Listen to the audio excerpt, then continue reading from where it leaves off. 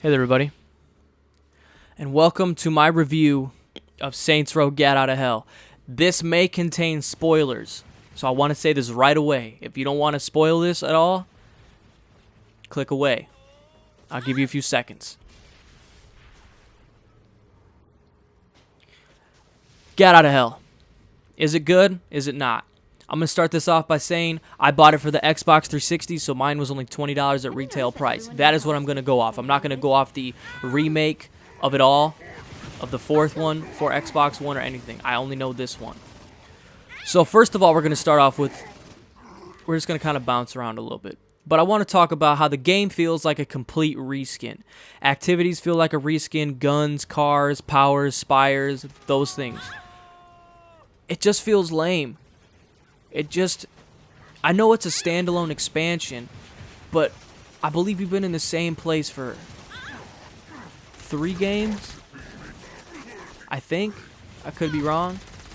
I haven't played the old ones in quite some time, but it just feels like a reskin. I mean, even the cars are the same cars from the old one, just different names. Amusing as it may be, it's the same thing. So first we're going to talk about an activity from Saints Row 4 called Blazing, where the president, your character, would use super speed to run through checkpoints. It has now been changed to Hell Blazing, because, a little bit of a spoiler, in the beginning of the game, Johnny Gat gets the cracked halo of Lucifer from pretty much the guy who sends for you to help the president out, which allows you to get demon wings. Essentially demon wings. So that's what it's used for. It's called Hell Blazing now. So instead of using the super speed, you fly through the checkpoints. I mean, it's okay. It's alright. As you can see on my screen, there's wings and stuff. I'll get to those later. The next thing I want to touch on is the Glyph System. There's 3 glyphs to open up a chest. Only downfall are, they're all the same glyph. Every area is the same glyph. I think that could have been differed, but you can't really do anything for it. The next thing is a new activity. The new activities in this game are very unique. So one is called Salvation. Salvation is an activity where you use the demon wings, which you are seeing on the screen right now, to catch falling bodies. Because they paid the guy you work for to help them in hell. Pretty much essentially what it is. The next activity that's new is called Pledge Rush, which a pledge, for those of you that know college, it's like that type of thing. So Pledge Rush is sort of like the telekinesis from the 4th game, Mr. Genki's, where you take something up and you shoot it through a ring. But in this time, you use a spiked bat to punch the frat boys into rings. It's very amusing. It's very fun to do. I'm not even gonna act like it's not. It's great. It was fun. But there's another spoiler. There's a musical in this game. That is I believe it was one of the trailers for the game. That is the greatest thing by far I have ever seen in this game. It was so great. Great writing, great. The singing wasn't great. Okay, it was pretty good. The Devil's Daughter was pretty good, but Johnny Gat, when he hit that flat note, oh, just tears. Tears coming down my face. It was so perfect. It perfectly brought me back to where I wanted to be at. Oh, just so good. So, in this game, they use teleporters like before, but they're called marshalling grounds.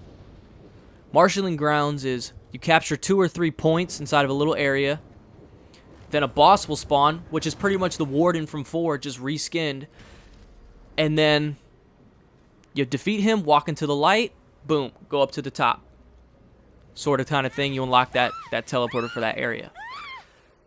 To my weapons, where I talked about they were reskins, some of them feel like reskins, some of them don't. Some of them are very unique.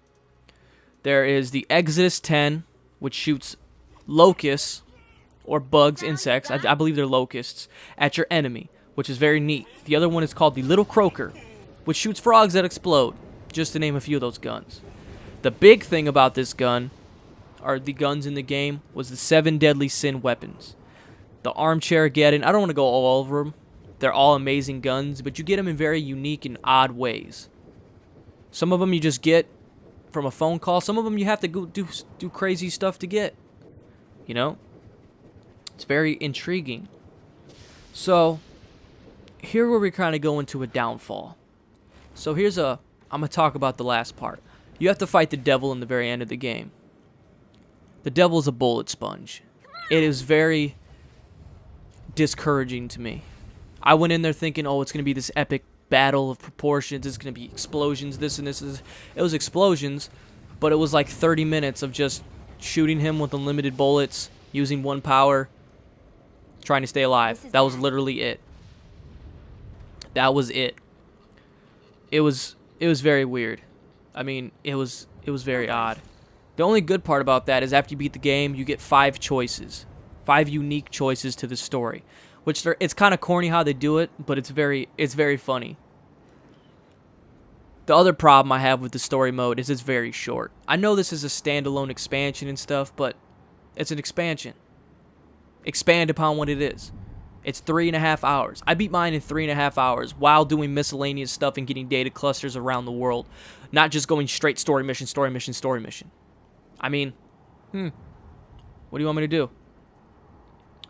So driving is pointless in this game. There's no point to drive unless you want all the achievements. It's all about flying and super running. That's it. If that's something you're involved in, then that'd be it. The level cap is now 20 instead of 50, but you get 20 way too fast. Way too fast. Some of you will see that. The game lags uncontrollably. It hasn't happened yet that I've seen, but it happens so bad. It'll freeze your screen for several seconds. I don't know if this happens on the PlayStation 4, the PlayStation 3, the Xbox One, but for the 360, for me at least, it does it often. So, I'm gonna wrap this up very quick. You get to use sex change as the old games, but instead you get to play as Gat and Kenzie. That was very cool. And to top it all off, the audio logs reskinned, but they're so funny. The Devil's Guide to Orientation for Damned Souls is the greatest thing in the world. They're so funny. So, Saints Row came through with another game filled with crazy out of this world guns, crazy out of this world humor, and there's an achievement. How else could we do this? I have a glitched achievement too. I unlocked all the clusters, all the powers, and they're the game glitches. It freezes like that all the time. There you go, firsthand. So we're going to conclude this. My conclusions are, this game is great. I only bought it at $20. That's the price I'm going to take it from. It's hilarious writing, interesting guns, meeting historical people. There's historical people in this game. I didn't want to spoil it, but there's historical people in this game. With a twist. And getting to fight the devil. It falls short in the story length, being far too similar to the previous entry, the uncontrollable lag, and someone feels like a reskin. But all in all, I give this game a nice 6 out of 10. I would have gave it a higher score if it was a little bit better, if it didn't lag as much. I'm not going to count the lag. If it's on all systems, is it going to count for me? The glitched achievement, I'm not going to count because that could be easily fixed. Let me know in the comments section if anybody else is having any problems with an achievement or so. But that's it.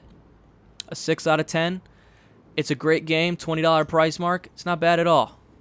I hope you enjoyed. Don't forget to like, favorite, share, and subscribe for more. And this was my first review, so have a great day. Happy gaming. I'll see everybody in the next episode. Bye-bye.